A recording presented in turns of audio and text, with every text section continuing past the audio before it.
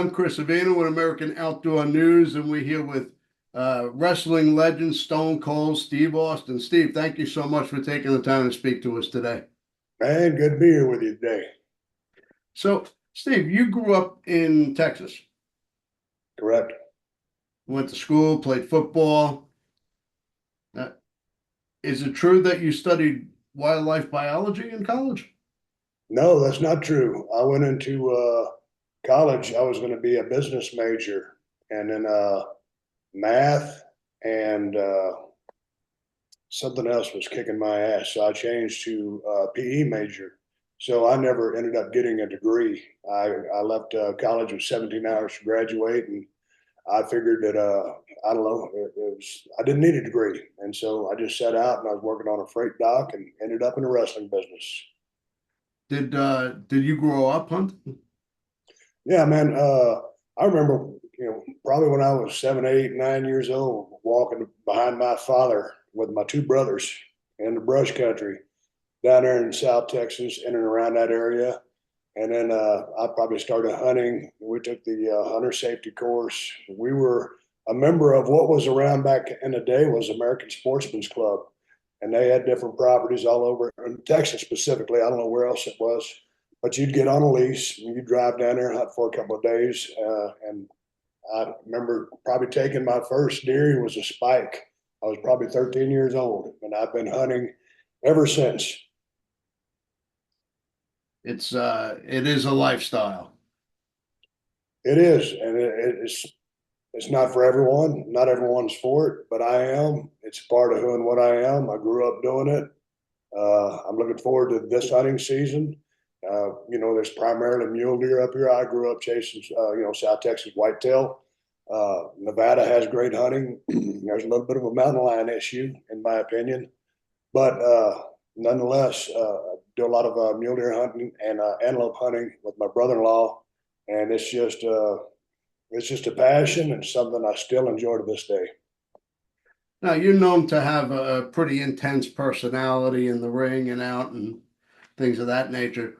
How does hunting um, offset that? Man, I don't know that it offsets it. I just enjoy it so much. I'm in the business of pro wrestling. I mean, you can be extremely mellow and boring if you want to, but my character was kind of on the aggressive side. And I would say, growing up in my football days, that's who I was as a competitive athlete. Of course, I didn't talk the same trash because my parents, taught us to be humble and just to be, I don't know, level headed, good sportsmanship. But in that game, there's a little bit of show business. So that's the show business aspect of it. But I hunt every year, primarily now that I'm in Nevada. I've been hunting with my brother-in-law. He's a professional guide. He's been guiding for a little over 40 years, and he's a master trapper. He's Wow. one of the best guys I've ever hunted with. And, chasing these mule deer out here, you can glass where you have to glass. You have to glass a lot, but you've got to be mobile out here. And sometimes we'll go for several days without seeing one single animal, and then finally we'll spot them. So, you know, we're riding around in a side by side or like a Toyota Tacoma for stealth, and we're glassing a lot and covering a lot of ground. And it's just relaxing to me to go for several days without seeing one single animal, kind of getting your ass kicked in a sense. And then finally seeing them, it's very exciting. And then to get a shot on being able to take something, that's a whole nother thing. So I just enjoy the process, man, because sometimes I guess it would be you'd have to, I don't know, where are you based out of? I'm based out of New York, the hunting Okay, so capital of the you're in world. upstate in New York. Okay, so that's a hell of a lot different it is than it is out here because we're in mountainous terrain and desert country, and so you can glass for miles. I mean, you might spot something 7 miles away and then start stalking on it. And when I first started hunting out here, I was like, we're going to see it 7 miles away and then sneak up on it and a good enough range to get a shot on it. And it took me a long time to understand that coming from South Texas. But to answer your question, it doesn't offset anything. It's just something that I enjoy. And man, if we don't see anything for a couple of days, I'm super excited just to be mellow and just riding along shotgun with my brother-in-law in a buggy or in that truck. It doesn't matter to me. I just enjoy hunting. It ain't about you always want to, you'd love for the hunt to be successful in the end because you want to put meat in the freezer. But you aren't always successful, but that goes with it. I guess that's what makes it hunting. Yeah, I think hunting muleys are a lot different than hunting whitetail. Um, they're a little bit more well, they're out in the open. Yeah, they don't have the brush that whitetail have. Well, it's interesting because coming from Texas, you can hunt over bait in Texas, and everybody does. And it's a high fence operation because everybody's trying to grow a big deer. You're supplemental feeding protein. You're hunting over corn. That's just the way it is. I'm not saying that all ranches do that, but 99.9% do.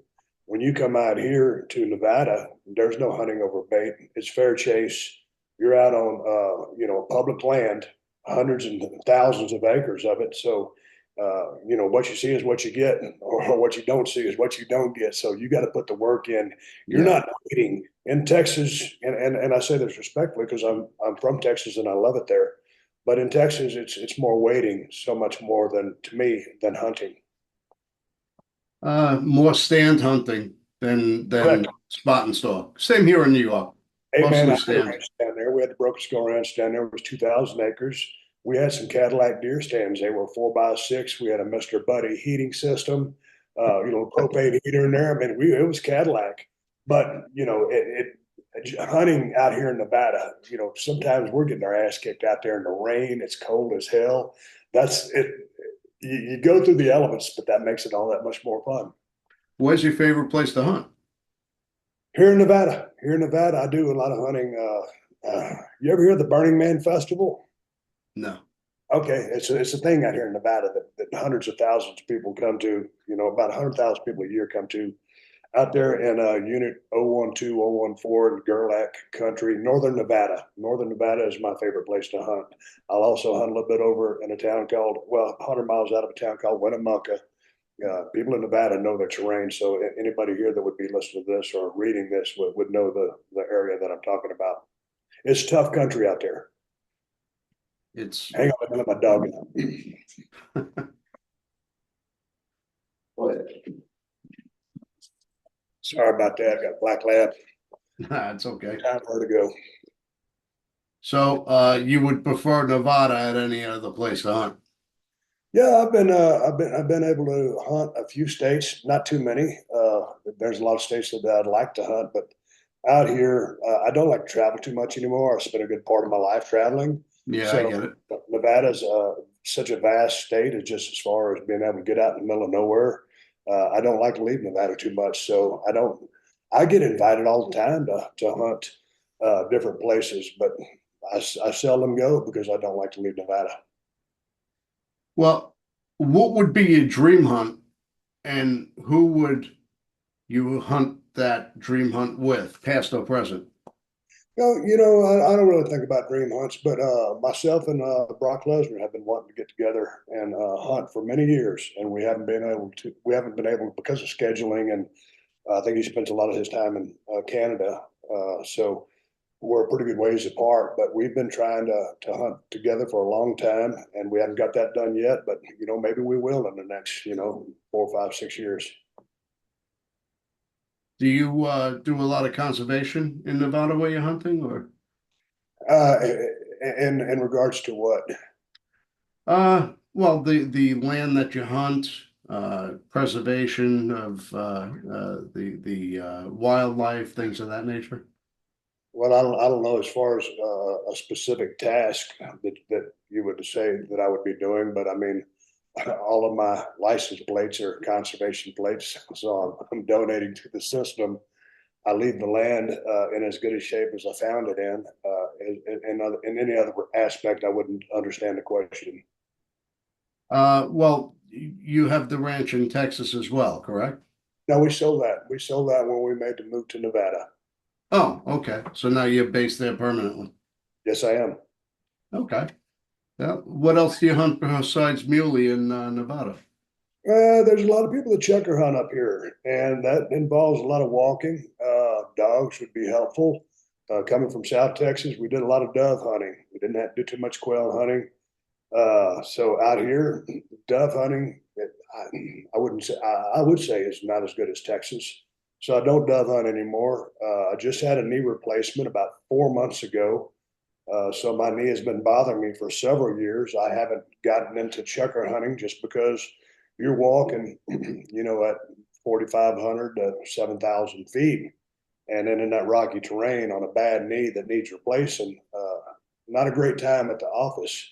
So I haven't delved into chukar hunting. I've seen a couple out at a place that I've been frequenting more and more out here in Nevada. So I might take that up this year, but that would be about it. Yeah, the knee recovery takes a They say it little takes a doing. full year, but I mean, I'm at 4 months and I can walk really good. I started racing side by sides as a hobby, and I broke down and had to walk 6 miles through the brush the other day. I was kicking boulders and sagebrush, and that wasn't that fun, but the knee held up really well. So I'm thankful that I got it replaced, and the recovery is going really, really good. And I think I'm ahead of the schedule actually. You're sponsored by Kawasaki? I've been working with Kawasaki since 2015. This marks the 10-year anniversary I've been with them. So, not really sponsored on the racing side, but I do work with them as somewhat of an ambassador. And it's been a great relationship that I really enjoy. And that's what I ride when I'm out in the woods. How do you like the side by side racing? And Gets pretty rough out there. you talk about a blast. One of the veterans out there, like when I was coming up in the wrestling business, you'd get one of the old timers or one of the veterans, as we'd call them, with maybe 15 more years of experience, and they'd kind of take you under their learning tree, and they would tell you and give you advice. Slow down. It's the same thing when you start racing. You think you've got to go fast, and that's the ultimate goal, is to go fast. But one of the guys out there took me aside and he said, Steve, you've got to learn to drive slow before you can learn to drive fast. Mm. At the time, that didn't make sense to me. 2 races later, it made sense to me. You've got to just make it around the course. Don't make it around the course, hauling ass at a level that you can't control. You've got to learn to drive the car, pick lines, not upset the car. Just to navigate the terrain, listen to your co-driver calling out turns and stuff like that. So now that makes complete sense to me. And I found off-road racing a little bit late. I wish I'd have found it a lot sooner than I had, just because it's so much fun and I really enjoy it, and it plays into how competitive I am. And so I would say that I have really progressed a lot in the 3 years that I've been racing.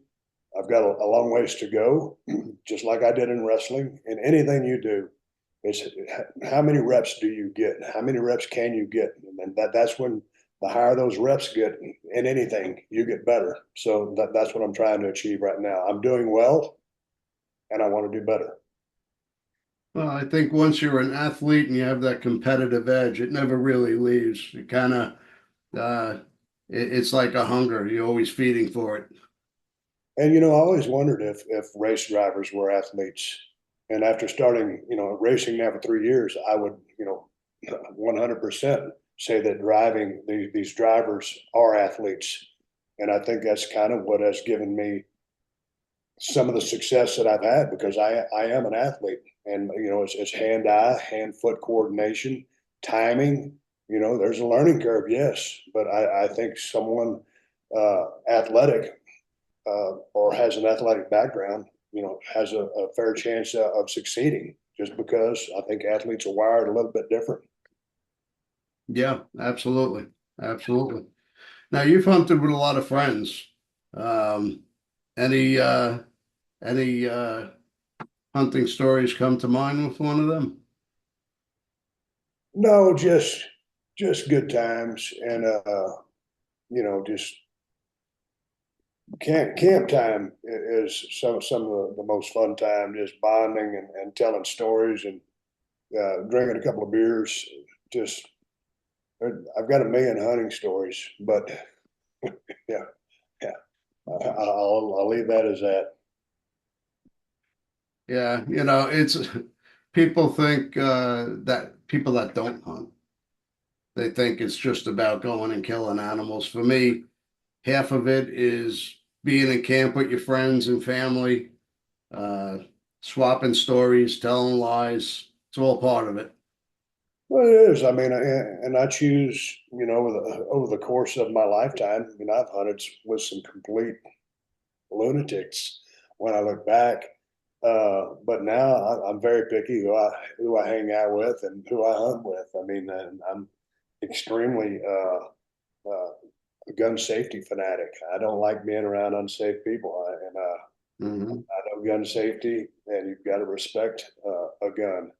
So I just hunt out with, I hang out with people that are like-minded, like myself, and I also do a lot of long-range shooting with my friends out here in Nevada. So the people that I hang around with have an immense respect for all firearms, and firearm safety is first and foremost, whether it comes to hunting or long-range shooting. If you're going to go out there, with a firearm, you've got to be safe. I agree. You got to respect it and be aware of where that muzzle is pointing at all times. 100%. But getting back to what you said earlier, I think that's all part of growing and experience. We've all done kind of crazy stuff growing up in the field, going out in the woods with your friends and whatnot, and things kind of change over time. You get tempered, you get a family. Instead of talking about, you know, going out with your friends, getting loaded or whatnot, you're talking about, what you're going to name your kid or where you're going on vacation, things of that nature. Life just changes you. Well, I also find that we're talking a little bit less and just enjoying being out. There's so much technology these days, and when I go where I go when I'm hunting, there is no cell service. There's nothing, and so to be able to disconnect and not be bombarded with everything or having everything at your fingertips, so to speak, is from a technology standpoint. That part is enjoyable because you just get a little bit more peace of mind, and you're not getting all the things that are coming into your feed. So you unplug, and sometimes, I think there's that old saying, "Silence is golden." Yeah, never more so than now. Yep. Now, when you're hunting out there, do you rough it or do you have a lodge to go back to? What type of hunt is it? This little farm we stay at for most of the hunts. It's a cabin. It's probably about 800 or 900 square feet. It's got two small bedrooms, one little bitty bathroom, small kitchen. It's got two lounge chairs that are wore out, and there's not a television out there. Uh, God dang it! Got a fireplace, and it's a great setup, but it's not a 5 star place. I would give it about a star and a half. It's But bare bones. It's a it's hunting a camp. overhead. So it's a great setup because it has well, you don't really ever need air conditioning, but you got that fireplace. That's what heats the place, and we've got a stove to cook on, and yeah, man, that's where we stay. And sometimes I'll drag my camper out there, and I've got a fifth wheel 32 foot toy hauler, and it's fairly nice. It's 4 or 5 years old, but so I'm Cadillacing it a little bit, but I'm not sleeping like in a wall tent, in a sleeping bag or something. But Yep. these days, man, I beat my body up so much in the line of work I chose. I kind of try to, if I can Cadillac it, I will. I hear you. So yeah, you bring your camper and a bunch of your IPA.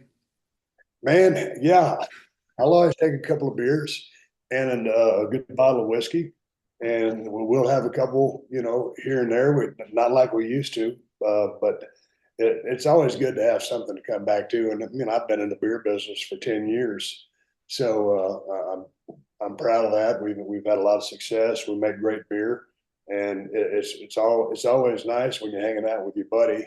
My brother-in-law is one of my best friends, and he doesn't even drink my beer, but because he's not much of a beer drinker. But I don't need anybody to endorse my beer. I just have a good time hanging out with family, and having a cold beer. I mean, that's part of America, and my Yep. America anyway. It's all part of, for us, it's all part of coming back to camp. Yeah, You unwind, you crack a top, sit down, enjoy a meal. That's what it's about. it gives you something to look forward to because we're out there. Like most times when we go out, I don't drink anything that really out in the field, anything other than water. I might have some of those sugarless iced teas that come in those plastic bottles, but for the most part, it's all water. And we'll have a like a dry box with chips or beef jerky or whatever. Every now and then, shit, I might make a sandwich or something like that. But we're not eating much out there. We're just putting in the miles. We're glassing, and if we see something, we're watching. So we're not out there eating a whole lot. By the time we get back to camp, we're ready to cook dinner and just have a beer and think about talk about what we did during the day and think about where we need to go tomorrow to be able to see some game. That's what it's about. What else do you hunt out there? Man, for me, just mule deer and antelope. I haven't drawn, in Nevada, you have a draw system. So I haven't drawn a big orange sheep. I haven't drawn an elk. I probably got enough points that sooner, it's kind of a lottery system draw. That's the way it is. So if you don't draw, you ain't hunting. Yeah, With myself, I've maintained a great relationship with the people that bought my ranch down there in South Texas, and I can go down there and hunt with them anytime I want to. But it's just it wouldn't be the same hunting that I've grown accustomed to, and so I would go down there and then help harvest some does because they've got a cull to keep numbers correct as far as your management program for your ranch. But hmm, that's 1,900 miles there and 1,900 miles back. So if I get a chance, I will buy a landowner tag here in Nevada. Now we don't hunt that land; we hunt the unit, but it gives you the ability to be able to hunt. And I'll spend the money here in Nevada for a landowner tag, if I have to, because I am going to hunt one way or another. yep, yep. We do the stand hunting here with the space heater. Can't Yeah, can't do it like I used to do it anymore. I'm getting too old. hey, I've been there and did that. My brother was God dang, I think he was in Colorado. Him and his wife were in Colorado. I think they were on an elk hunt, and the guide and Scott, my brother, spotted an elk way down the mountain, and there was a system blowing in. It was darkness was setting in. It was about to go dark, but they thought they was going to make a stalk on this elk. That's long story short. That storm came in. My brother's wife was stuck on top of the mountain with the horses. My brother and the guide were down there just freezing their asses out together, just huddled up together, and they couldn't move until morning. And sure enough, morning comes, they go back up. His wife is fine, thank God. She had a gun, was holding off the coyotes. They both had frostbite on their hands and their fingers and their toes. And it was a great story as he tells it.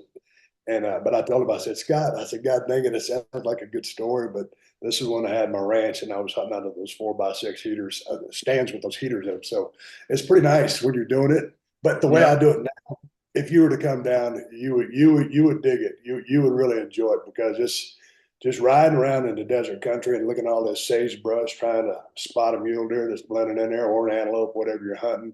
It's a lot of fun because that glass and seeing animals is an art. And my brother-in-law has been doing it for so long. He's so much better at spotting things than I am. In Texas, you're generally looking, anywhere, but out there in the brush country, your average shot is going to be 100 yards, and that's just the truth of it.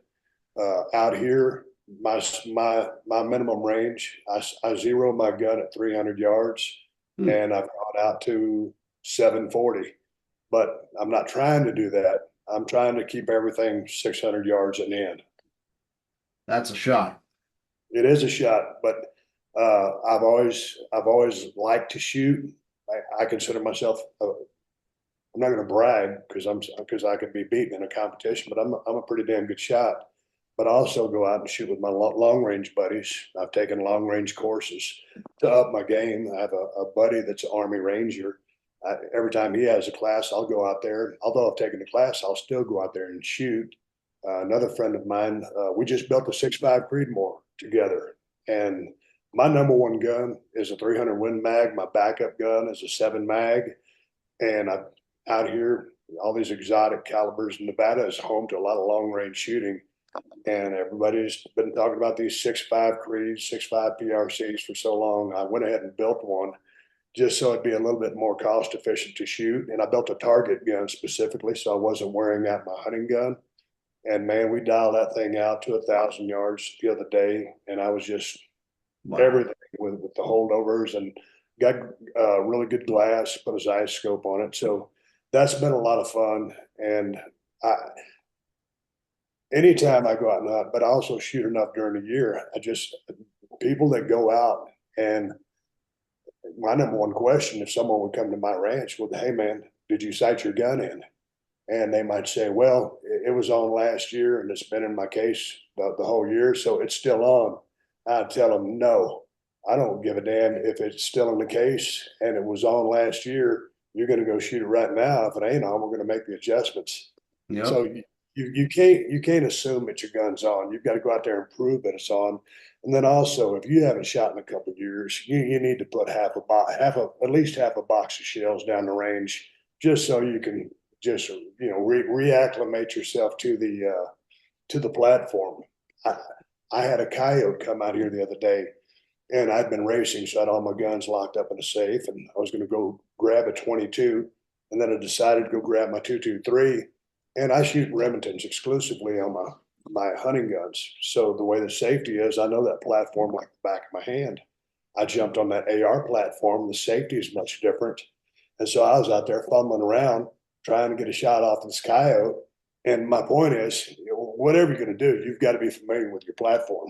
Yeah. So if you go out there when it's deer season, I'm ready for it because I've already put in the time to make sure that I'm always proficient at what I'm about to do. And that's why I don't bow hunt. A lot of people say, hey man, do you shoot? I shoot occasionally, but I don't shoot a bow enough to be, to take a shot at one, because I'm not going to stick one in the ass or wherever and not get a good shot on him. So if you're going to hunt, you should be really good at your shots, good at making shots, and be responsible about knowing how far you can or can't shoot. Yeah, I'm more of a bow hunter than a rifle hunter, but And you know what I'm talking about with regards to shooting and practicing. it's a diminishing skill.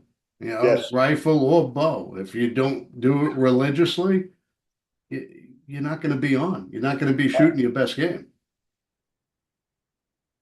But long range is a completely different animal. We don't have those opportunities here in New York. If we shoot 100 yards, that's a long shot for us. Well, like I was telling you, in Texas, that's your average shot, because that's what everybody's kind of setting their feeders up at, and that's just the way it is. But out here, all know those long range shots that we would take down a Sendero or on dirt road in Texas would be, on a hog or a coyote, because if you hit, okay. If you don't, well, okay. But it's a hog or a coyote. But if it's a deer, no. And anything you shoot, you don't want anything to suffer. But that's just the way it was. We would take way closer shots on deer, but out here, that's the way the hunting is, and that's just the name of the game. So I've upped my game to match where I'm hunting.